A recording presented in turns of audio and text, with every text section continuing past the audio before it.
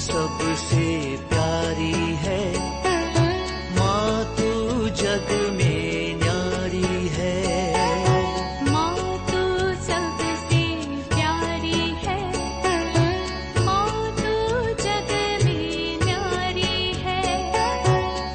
अपने आंचल में रखना, अपने आंचल में रखना, हमें वरदानों से भरना। माँ तू सबसे प्यारी है, माँ तू जग में न्यारी है। माँ तू सबसे प्यारी है, माँ तू जग में न्यारी है। पिता, पुत्र और पवित्र आत्मा के नाम पर आमीन। आप सबों को जय यीशु। आज के मनन चिंतन के लिए हम लोग निकालेंगे मत्ती के सुसमाचार, उसके अध्याय 16 वाक्य 18, मैथ्यू चैप्टर 16 वर्स 18। वहां पर लिखा है, मैं तुमसे कहता हूं कि तुम पेत्रुस अर्थात चट्टान हो, और इस चट्टान पर मैं अपनी कलीसिया बनाऊंगा, और अधोलोक के फाटक इसके सामने टिक नहीं सकेंगे। एक बार और पढ़ता हूं। ईसा मसीह पेत्रुस से कहते हैं, मैं तुमसे कहता हूं कि तुम पेत्रुस अर्थात चट्टान हो, और इस चट्टान पर मैं अपना कलीसिया बनाऊंगा। इस चट्टान पर मैं अपना कलीसिया बनाऊंगा। मेरे विचार में बीती जनवरी माह की मेरे एक क्लास में किसी पेंतेकोस्टल भाई ने टिप्पणी लगाया कि ईसा मसीह जो कलीसिया बनाने की बात की है वो पेत्रुस के ऊपर नहीं, बल्कि ईसा मसीह स्वयं चट्टान है, उस चट्टान के ऊपर है। अर्थात उनके बोलने का मतलब यह है, ईसा मसीह ने कहा, पेत्रुस तुम चट्टान हो, तुम चट्टान हो, लेकिन मैं इस चट्टान पर अपना कलीसिया बनाऊंगा। यहां पर मैं इसलिए 2 बार पढ़ करके सुनाया। ईसा मसीह ने कहा, पेत्रुस तुम पेत्रुस हो अर्थात चट्टान हो, और इस चट्टान पर मैं अपना कलीसिया बनाऊंगा। ईसा मसीह ने यह नहीं कहा, पेत्रुस तुम चट्टान हो, लेकिन मैं इस चट्टान पर अपना कलीसिया बनाऊंगा। यही पेंतेकोस्टल कलीसिया सिखाते हैं। क्यों सिखाते हैं? क्योंकि वह पेत्रुस को कलीसिया का मुखिया नहीं मानते हैं। कुछ पास्टरों से मुझे यह भी सुनने के लिए आया, आज क्रिस्तीय जो कलीसिया जो है वो संत पौलुस का बना हुआ है, ईसा मसीह का भी नहीं, पौलुस का है। ऐसे पौलुस का कलीसिया या पेत्रुस का कलीसिया या थॉमस का कलीसिया बोल करके अनेकों कलीसियाएं हैं। मुझे कहीं पढ़ने के लिए मिला, आज 40,000 से ज्यादा ऐसे गुट है जो ईसा मसीह के कलीसिया से अलग होकर के अपना कलीसिया बना करके जी रहा है। जिस कलीसिया में आप जा रहा है, उस कलीसिया को किसने स्थापित किया, किसने शुरू किया, उसका थोड़ा इतिहास आप देखना। ईसा मसीह के द्वारा स्थापित कलीसिया आज कहां है? अभी ये पेंतेकोस्टल कलीसिया कहते हैं पेत्रुस के ऊपर कलीसिया नहीं बनाया। उनको केवल यही स्थापित करना है कि जो कैथोलिक कलीसिया है वो ईसा मसीह के द्वारा स्थापित नहीं है। दूसरा, जो पेत्रुस है कलीसिया का मुखिया नहीं है। जिस भाई ने इस प्रकार का ये टिप्पणी लिखा था, मैं उनको उसी क्लास के अंदर 12 वचन दिया था। 12 बाइबल का 12 वचन, जिस वचनों में 12 वचनों में पेत्रुस को कलीसिया का मुखिया स्थापित किया या है, ये बोलने वाला। केवल 12 नहीं, उससे भी अधिक वचन हम लोग पवित्र बाइबल से निकाल सकते हैं कि पेत्रुस ही कलीसिया का मुखिया है। तो ये 12 वचन देकर के मैंने मुझसे कहा, भाई ये वचन का अर्थ थोड़ा समझाइए, इसका क्या मतलब है ये थोड़ा बताइए। अभी 5 महीना बीत चुका है, आज तक उसने जवाब नहीं दिया। मैं उस भाई का नाम नहीं लेना चाहता, क्योंकि हर रोज वो मुझे क्लास डालता है। किसी न किसी अन्य व्यक्ति जो झूठे शिक्षा दे रहा है, उसी को देकर के सीखने वाला वो व्यक्ति, उनका वो गलत शिक्षाएं सीख करके उस व्यक्ति ऐसा भ्रम में पड़ा हुआ है। इसलिए मेरे ये क्लास विशेष रूप से उन भटके हुए भेड़ों के लिए जो पेत्रुस को कलीसिया का मुखिया नहीं मानते हैं। और कुछ लोग तो ये भी सिखाते हैं, 313 में सम्राट कॉन्स्टेंटाइन ने, रोमन सम्राट कॉन्स्टेंटाइन ने जब क्रिस्तीय लोगों को आजादी दिया प्रार्थना करने का, अन्य कलीसियाओं का, अन्य जो धर्म है उसके साथ क्रिस्तियों को भी प्रार्थना करने का आजादी मिला रोमन साम्राज्य के अंदर।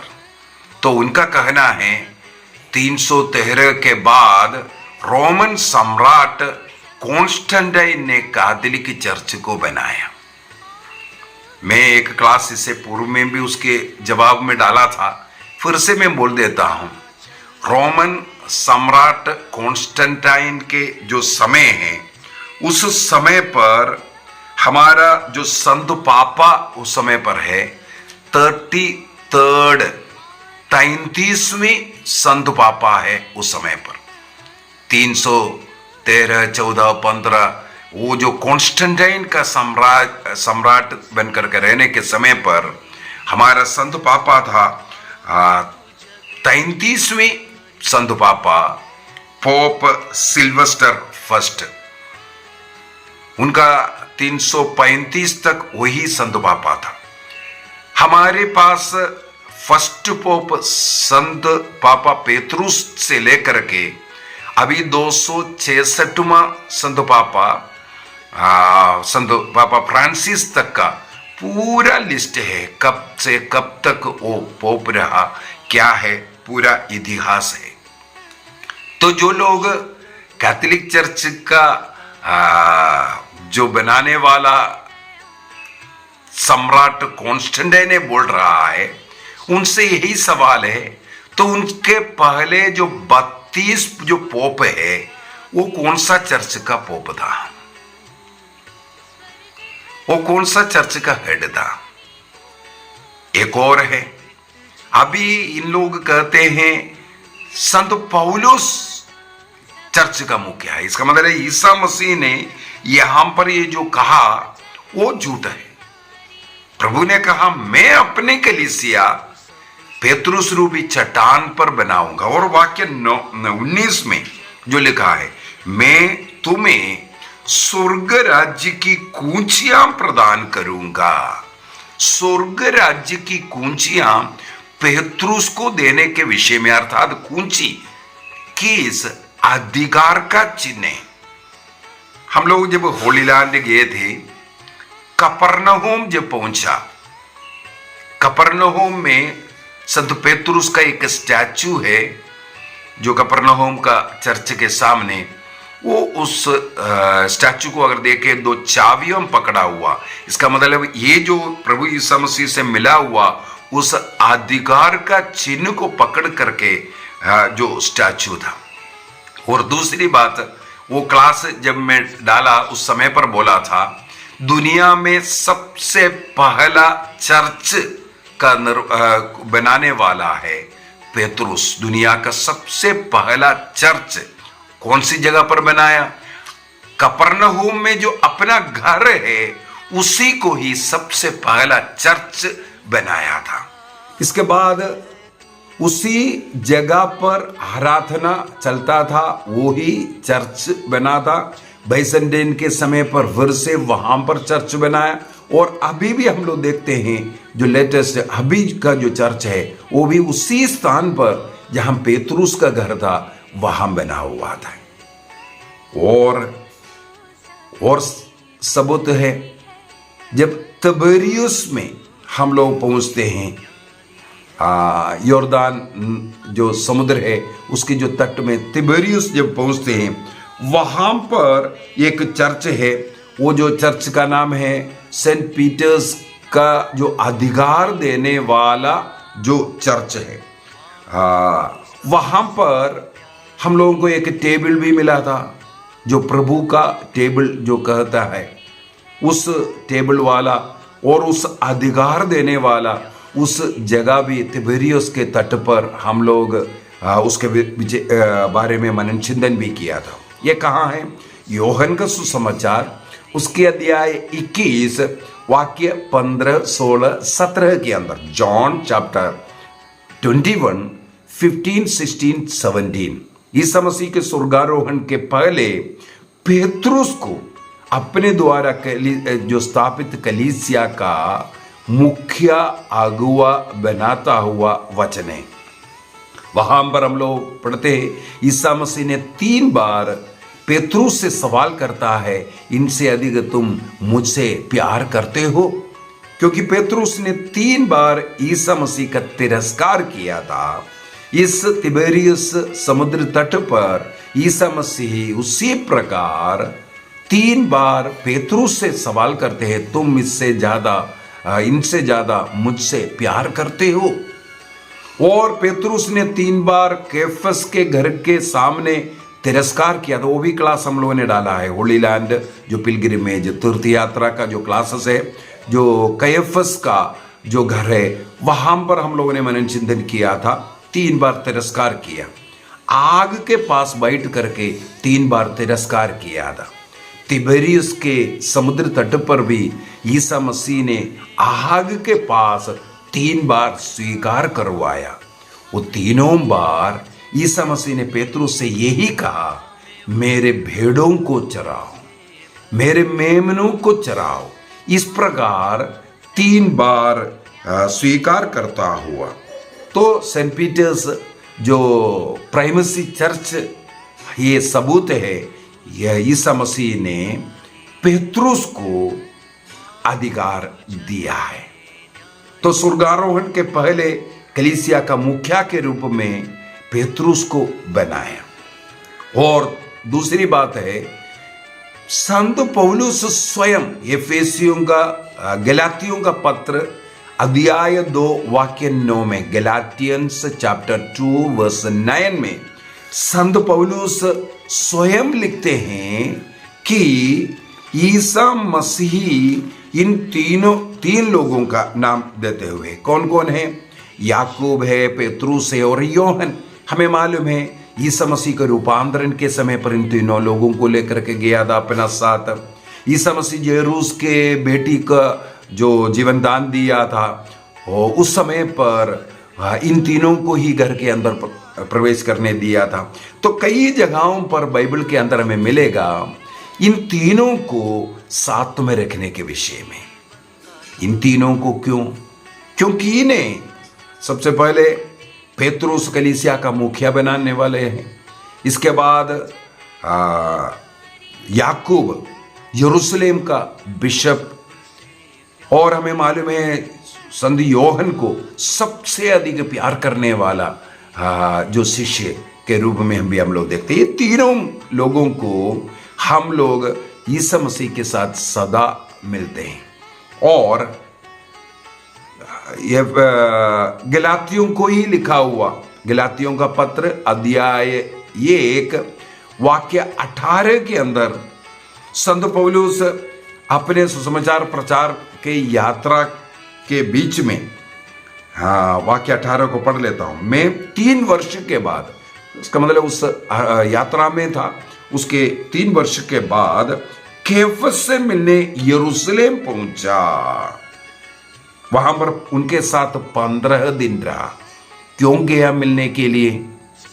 क्योंकि केफस उस समय पर कलीसिया का मुखिया है। जिस कलीसिया को चाहे एफेसुस में, चाहे कुरिन्थ में, चाहे फिलिपी में, जहां कहीं भी संत पौलुस ने जिस कलीसिया को स्थापित किया, वो ईसा मसीह के द्वारा स्थापित कलीसिया है। उदाहरण के लिए हमारे देश में AD 52 में संत थॉमस आया, भारत देश में आया, और उन्होंने यहां पर कलीसियाएं स्थापित किया। मैं मालूम है 7.5 कलीसिया यहां पर पढ़लियां यहां स्थापित किया। कलीसिया का मतलब ये जो बिल्डिंग बनाना नहीं, बल्कि वहां का विश्वासियों का समुदाय। तो 7.5 जगह, 7.5 का आधा का मतलब है एक छोटा सा कलीसिया, एक छोटा सा समुदाय था। इसलिए मैंने अभी हाल ही में मलयाटूर के क्लास के अंदर ये सब बता कर रख दिया था। तो यहां पर जो स्थापित किया हुआ संत थॉमस के द्वारा, संत थॉमस अपना कलीसिया नहीं, जिस कलीसिया को ईसा मसीह ने स्थापित किया, जिस कलीसिया का मुखिया पेत्रुस है, उसी कलीसिया को स्थापित किया।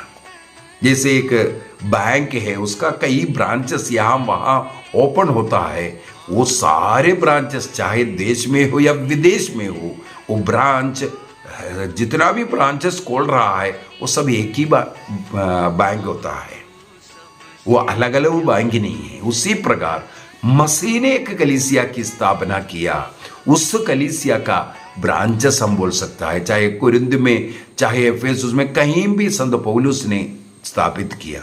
उसके विषय में चर्चा करने के लिए वह यरूशलेम जाकर के पेत्रुस से कहा, क्योंकि पेत्रुस को वह कलीसिया का मुखिया मानते हैं। इन पाषंडी लोग पौलुस को कलीसिया का मुखिया मान रहा है और स्वयं पौलुस पेत्रुस को मुखिया मानते हैं। एक और उदाहरण प्रेरित चरित्र उसके अध्याय 15 में, एक्ट्स चैप्टर 15 में, जब अंतियोक में कुछ प्रॉब्लम्स शुरू हुआ, मतभेद शुरू हुआ, ये खतना के विषय में। इसके बाद यरूशलेम में भी वही प्रॉब्लम शुरू हुआ। तब यरूशलेम में पौलुस और बरनबास पहुंचते हैं पेत्रुस से मिलने के लिए, वहां के शिष्यों को मिलने के लिए। कौन था? याकूब वहां है और पेत्रुस वहां है, चर्च का जो हेड वहां था, इसलिए उनसे मिलने के लिए वहां आते हैं। वहां पर हम लोग बोल सकते हैं फर्स्ट काउंसिल ऑफ जेरूसलेम उस समय पर वहां हुआ। किस बात पर ये इकट्ठा हुआ? खतना होना है ना होना है। वहां पर हम लोग पढ़ते हैं पेत्रुस उठ खड़े हो गए और भाषण देता हुआ, याकूब भाषण देता हुआ, क्योंकि याकूब वहां का बिशप है, पेत्रुस पूरे कलीसिया का मुखिया है और निर्णय करता है अब से खतना करने की जरूरत नहीं, बल्कि बपतिस्मा की जरूरत है। जो बपतिस्मा ग्रहण करने वालों को अब से खतना करने की जरूरत नहीं है। ये निर्णय करते हुए संत पेत्रुस निर्णय करते हैं, चिट्ठी लिखते हैं, आज भी हुई चल रहा है। तो समस्या हुआ, संत पौलुस सीधा पेत्रुस से मिलने के लिए वहां पहुंचा। इसका मतलब संत पौलुस पेत्रुस को कलीसिया का मुखिया मानते थे। इतना ही नहीं, मैंने बोला ना 1 दर्जन मैंने वचन उस भाई को लिख कर दिया। लो, संत पौलुस, संत पेत्रुस कलीसिया का मुखिया है, ये इसके लिए बाइबल का वचन। जहां कहीं भी 12 शिष्यों का नाम लिखा जाता है, वहां सबसे पहले यही लिखता है पहला पेत्रुस। पहला का मतलब क्या है? सबसे मुख्य व्यक्ति। इसलिए पहला नाम बड़ा होने के नाम कारण नहीं, एज बढ़ने के कारण नहीं, बल्कि ये लिखने का मतलब है कलीसिया का मुखिया वह है। और दूसरी बात है, लूकस के सुसमाचार अध्याय 22 वाक्य 31 और 32 को पढ़ेंगे। वहां ईसा मसीह पेतरुस से कहते हैं, सिमोन सिमोन, शैतान को तुम लोगों को गेहूं की तरफ भटकने का अनुमति मिला है, लेकिन मैंने तुम्हारे लिए प्रार्थना किया। क्या प्रार्थना किया? जब तुम लौट करके आएंगे अन्य भाइयों को भी तुम संभाले। अर्थात तुम मुखिया हो, तुम भी भटक जाएगा, तुम भी मुझे छोड़ करके जाएगा, तुम भी मेरा तिरस्कार करेगा, लेकिन तुम अपने को जब संभालोगे तब अन्य भाइयों को देखना। देखो, नेतृत्व पेतरुस को दिया, इसलिए अन्य शिष्यों को भी संभालने का दायित्व वहां पर पेतरुस को दिया और पेतरुस के लिए प्रार्थना करते हैं। मार्कुस का सुसमाचार उसके अध्याय 16 वाक्य 7 को पढ़ेंगे। वहां पर स्वर्गदूत ईसा मसीह के जी उठने के दिन में, ईस्टर के दिन में, जो नारियां प्रभु ईसा मसीह के मृत शरीर को सुगंधित तेल से विलेपन करने के लिए पहुंचा, तो खबर खुला हुआ और मसीह का शरीर नहीं देखा। वे दुखित थे। एक स्वर्गदूत उनको दिखाई दिया। स्वर्गदूत ने कहा वो जी उठा है, इसलिए तुम जा करके उनके शिष्यों को और पेतरुस को बताना। देखो, यहां पर स्वर्गदूत भी पेतरुस को कलीसिया का मुखिया मानता है, इसलिए कहते हैं शिष्यों को और पेतरुस को, सिमोन को बताना वो जी उठे हैं, तुम्हारे से पहले वो गलीलिया पहुंचेगा। इस प्रकार शिष्य लोग, स्वर्गदूत भी स्वर्ग मान रहा है, उसको इन पाषंडी लोग नहीं मान रहा है। इसलिए ये झूठी झूठी कहानियां बोल करके इस प्रकार बता रहा है। अभी ये बताता है ईसा मसीह पत्थर है। अभी पेतरुस क्या कहते हैं? बाइबल के अंदर, पुराना विधान के अंदर ये लिखा हुआ है ईसा मसीह के विषय में भविष्यवाणी। यदि हम लोग पेतरुस का पहला पत्र अध्याय 2 वाक्य 6 से अगर पढ़ेंगे, वहां पर पेतरुस स्वयं इस वचन को कोट करता है।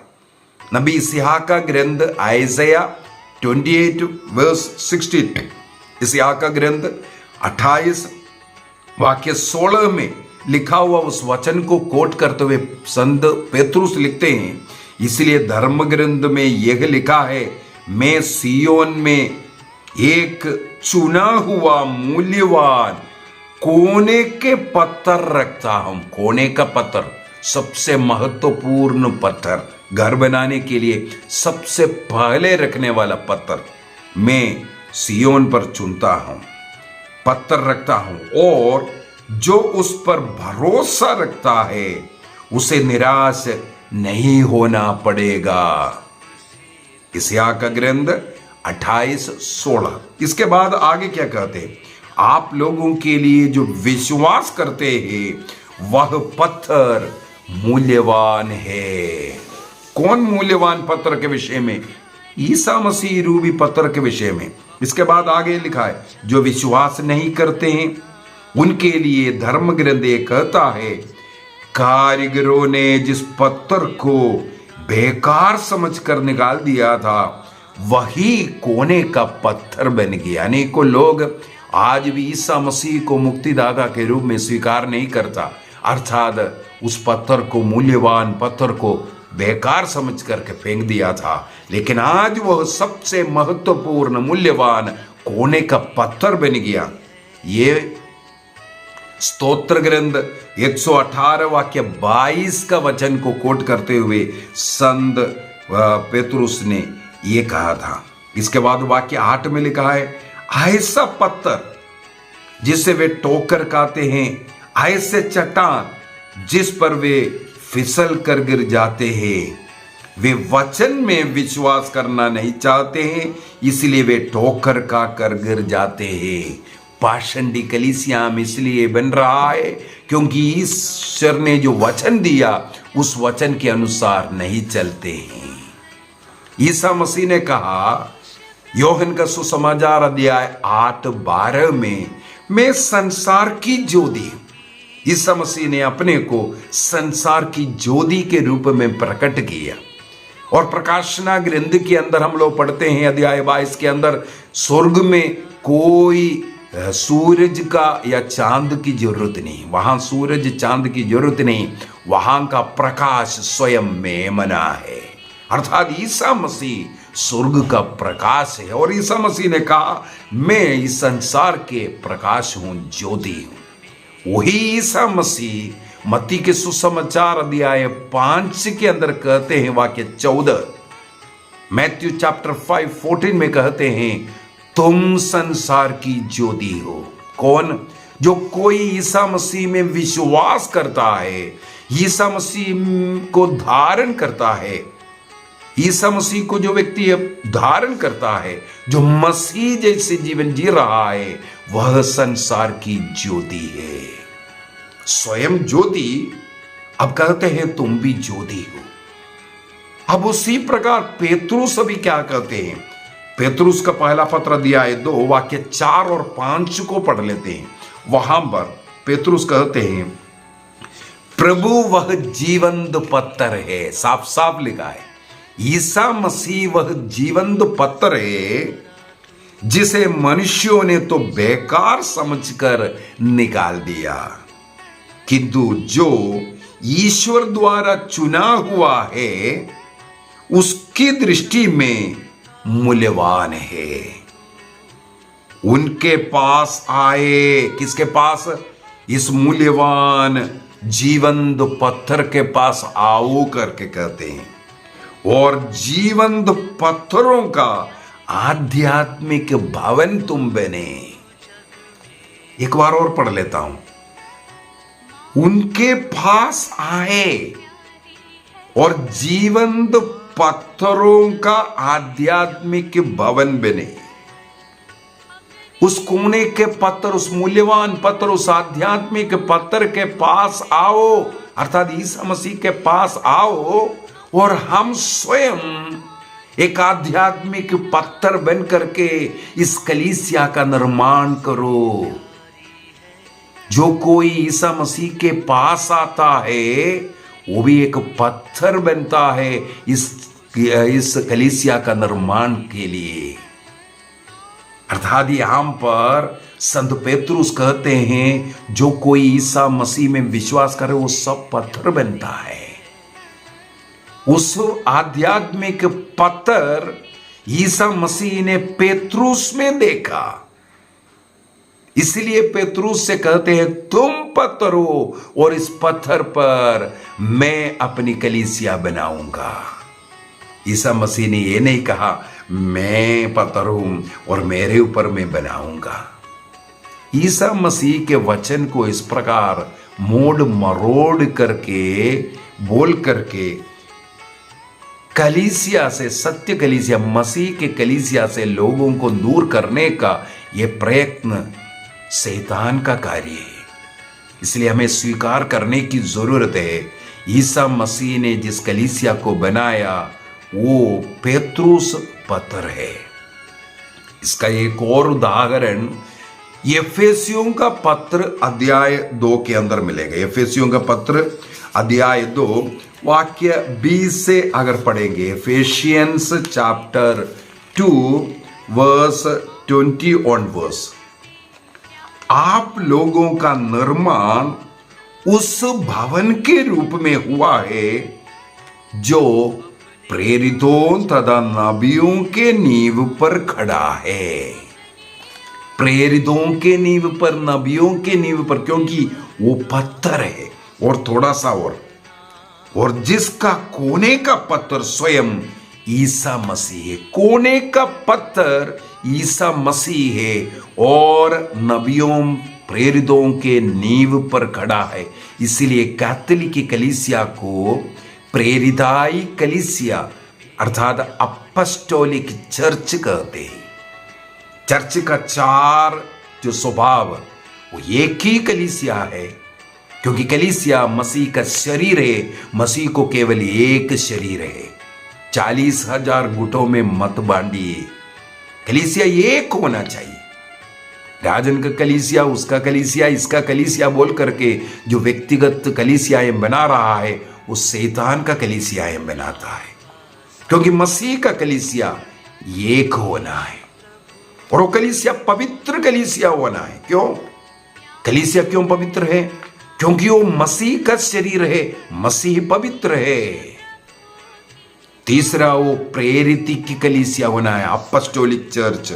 यहां पर लिखा है प्रेरितों के नींव पर खड़ा है, जिसका कोने का पत्थर ईसा मसीह। ईसा मसीह ने जो कलीसिया स्थापित किया है वही कलीसिया कैथोलिक कलीसिया है, इसलिए अपॉस्टोलिक कलीसिया।